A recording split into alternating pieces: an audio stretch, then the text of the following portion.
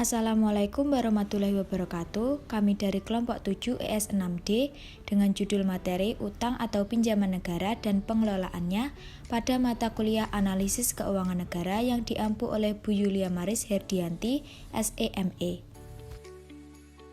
Dengan anggota kelompok kami yang pertama yaitu Putri Zuwana Indari dengan NIM belakang 142, Ria Alinda dengan NIM belakang 148, Tutut Duyanti dengan NIM belakang 164, dan Risma Ayu Oktaviani dengan NIM belakang 174.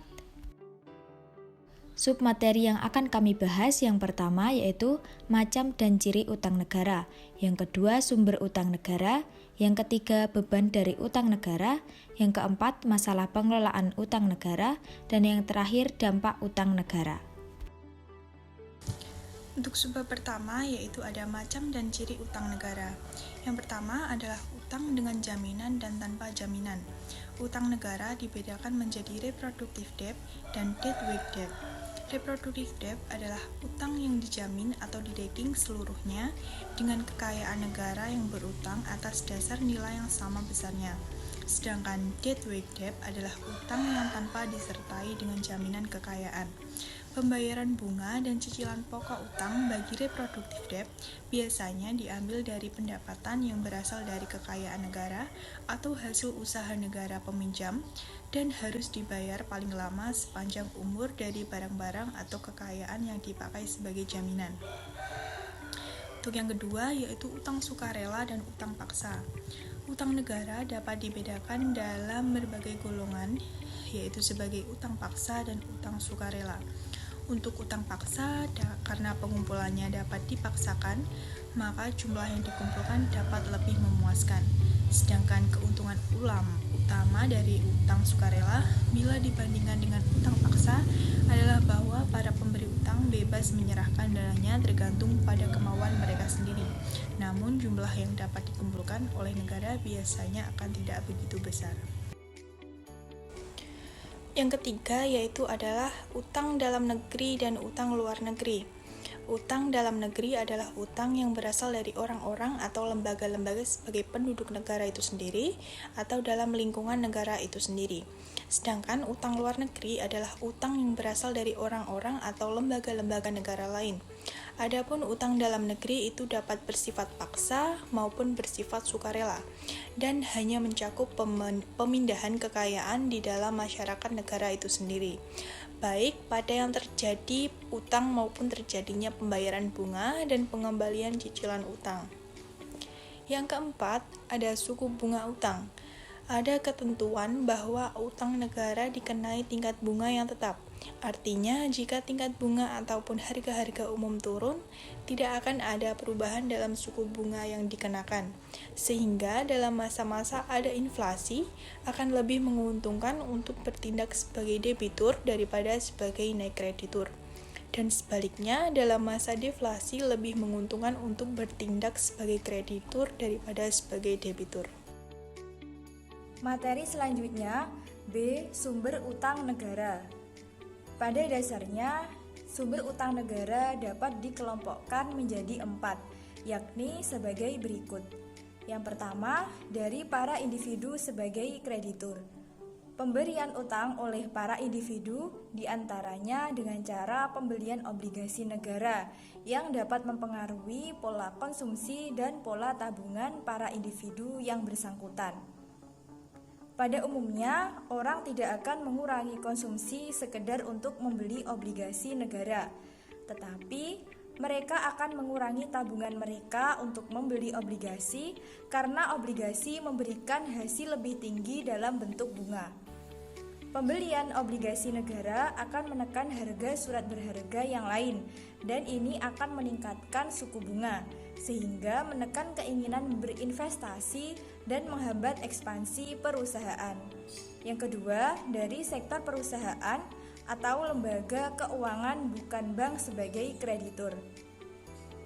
Pembelian obligasi oleh perusahaan asuransi dan sebagainya yang bukan bank dilakukan dengan menggunakan dana yang menganggur. Sebagai akibat dari pembelian obligasi, maka kemungkinan perluasan usaha perusahaan yang ingin menjual saham menjadi terhambat karena kekurangan dana. Hal ini hanya dapat terjadi bila obligasi negara itu benar-benar menarik dengan memberikan hasil yang tinggi dibanding dengan dividen yang diperoleh sebagai hasil memegang saham. Selanjutnya yang ketiga, dari bank-bank umum sebagai kreditur. Bank-bank umum dengan kemampuannya memberikan kredit maka dapat menciptakan tenaga beli baru dengan berdasarkan pada deking atau reserve dana utang yang dipunyai bank. Bank sentral memberikan pedoman bahwa untuk memberikan kredit, bank umum harus mempunyai deking misalnya setinggi 5%. Dan yang keempat, dari bank sentral sebagai kreditur. Negara dapat menjual obligasi kepada bank sentral yang mana tindakan ini juga dapat menciptakan tenaga beli. Bank sentral membuka rekening negara dan seolah-olah negara mempunyai simpanan di bank sentral. Materi yang selanjutnya, C. Beban dari utang negara. Ada dua, yang pertama yaitu utang dalam negeri dan yang kedua utang luar negeri. Baik, yang pertama mengenai utang dalam negeri. Masalah utang dalam negeri tidak menyangkut hubungan antara masyarakat debitur di suatu negara dengan para kreditur di negara-negara lain, melainkan hanya antara debitur dan kreditur di dalam suatu negara yang sama. Oleh karenanya, apa yang terjadi dalam hubungannya dengan utang dalam negeri ini hanya berupa pemindahan dana atau kekayaan dalam masyarakat suatu negara. Ini berarti bahwa secara makro tidak akan ada suatu beban langsung dalam bentuk uang yang timbul dari adanya utang dalam negeri itu. Jenis utang ini memberikan keuntungan maupun beban real terhadap masyarakat. Beban real tergantung bagaimana cara pemindahan kekayaan atau dana kepada para kreditur dari para pembayar pajak. Hal itu tergantung pada apakah pembayaran tersebut cenderung memperbesar atau mengurangi tidak meratanya distribusi pendapatan, serta cara distribusi beban pajaknya maupun distribusi dari pemilikan surat-surat obligasi negara. Pada umumnya, utang dalam negeri bila harga-harga stabil akan bersifat memperbesar perbedaan pendapatan. Karena pada umumnya, surat-surat obligasi negara itu dibeli atau dimiliki oleh orang-orang kaya, baik secara langsung maupun tidak langsung. Dalam banyak hal, utang dalam negeri seringkali merupakan pemindahan kekayaan dari orang-orang yang kurang kaya kepada orang-orang yang lebih kaya. Dan ini sebenarnya adalah suatu beban real, walaupun pada saat terjadinya utang, memang konsumsi dan investasi kelompok kaya terkekang. Utang dalam negeri juga menimbulkan beban tidak langsung kepada masyarakat melalui perpajakan yang selanjutnya mempengaruhi produksi dan konsumsi masyarakat lewat kemampuan dan kemauan untuk bekerja, menabung, dan berinvestasi. Selanjutnya yang kedua, utang luar negeri. Beban utang dapat dibedakan menjadi beban dalam arti uang dan beban dalam arti real. Selama jangka waktu tertentu, beban uang langsung dapat diukur dengan suatu jumlah pembayaran tertentu dalam bentuk uang, baik dalam hal pembayaran bunga maupun cicilan utang kepada negara kreditur. Sedangkan beban real langsung yang diderita negara peminjam berupa kerugian dalam bentuk kesejahteraan ekonomi yang hilang karena adanya pembayaran cicilan utang dan bunga dalam bentuk uang tadi. Oleh karenanya, meskipun beban uang langsung itu tetap besarnya, beban real langsung akan berbeda-beda sesuai dengan proporsi sumbangan anggota masyarakat terhadap pembayaran utang tersebut. Jika pembayaran dipikul terutama oleh golongan kaya, beban langsung real akan lebih ringan daripada dipikul oleh golongan-golongan yang kurang mampu. Beban tidak langsung dari utang luar negeri, apakah itu dalam bentuk uang ataupun dalam bentuk real timbul karena adanya pengaruh-pengaruh yang terjadi dalam bidang produksi dan konsumsi melalui pemungutan pajak yang diperlukan untuk melakukan pembayaran-pembayaran bunga dan cicilan utang, serta melalui kegiatan-kegiatan pengeluaran negara untuk meningkatkan produksi dengan dana hasil utang tersebut. Materi selanjutnya, masalah pengelolaan utang negara. Permasalahan dalam pengelolaan utang negara berasal dari produktivitas dari utang itu untuk menghasilkan valuta asing yang lebih besar, yaitu bentuk utang luar negeri, karena utang luar negeri harus dibayar dengan falas. Kemampuan membayar utang negara perlu dipikirkan matang meskipun secara teknis pengendalian utang negara telah sempurna. Tetapi pencapaian tujuan pembangunan akan sia-sia kecuali jika negara itu secara finansial benar-benar kuat, yaitu pendapatan nasionalnya mampu memikul yang berupa pembayaran bunga utang dan cicilan utang. Karena utang luar negeri selalu disertai dengan kebutuhan devisa untuk melakukan pembayaran. Pembayaran kembali utang beserta bunganya merupakan pengeluaran devisa yang utama bagi banyak negara berkembang. Untuk meminimumkan beban utang, periode pembayaran terhadap bunga dan cicilan utang harus dipikirkan matang-matang sebelum melakukan transaksi utang piutang tersebut.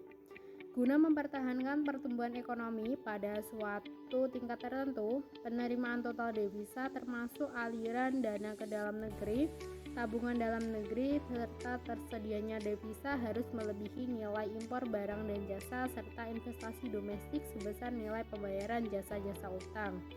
Atau dengan kata lain, jika perekonomian itu harus melakukan pembayaran bunga dan cicilan utang pada setiap tahun untuk suatu jumlah tertentu, maka jumlah output yang dinaikkan ditambah dengan aliran dana ke dalam negeri termasuk penggunaan cadangan devisa harus melebihi konsumsi domestik dan investasi sebesar pembayaran cicilan dan bunga pinjaman.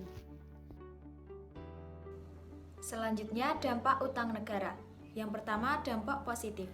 Dalam jangka pendek, utang luar negeri sangat membantu pemerintah dalam menutup defisit anggaran pendapatan dan belanja negara yang diakibatkan oleh pembiayaan pengeluaran rutin dan pengeluaran pembangunan yang cukup besar.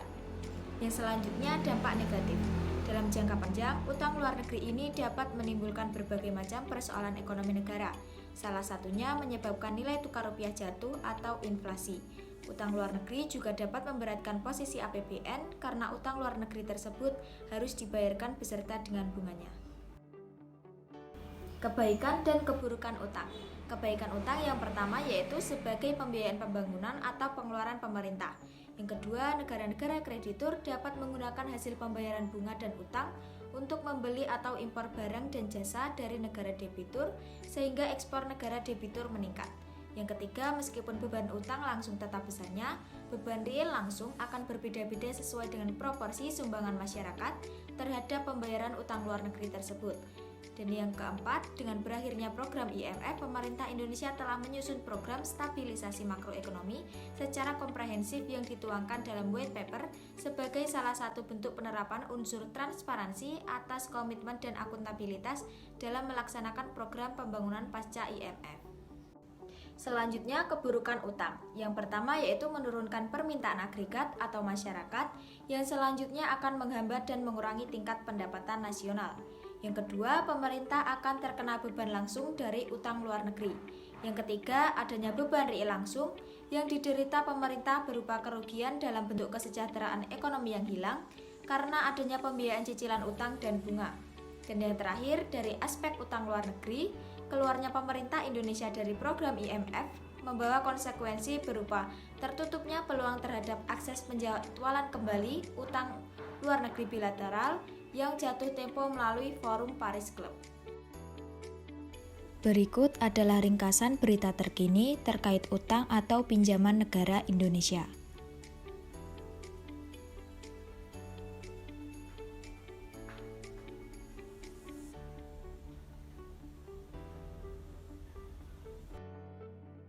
Tanggapan kelompok kami terkait berita tersebut yakni sebagai berikut.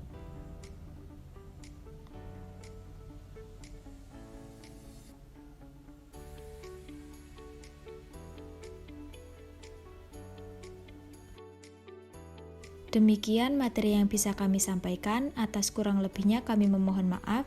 Terima kasih atas perhatiannya. Wassalamualaikum warahmatullahi wabarakatuh.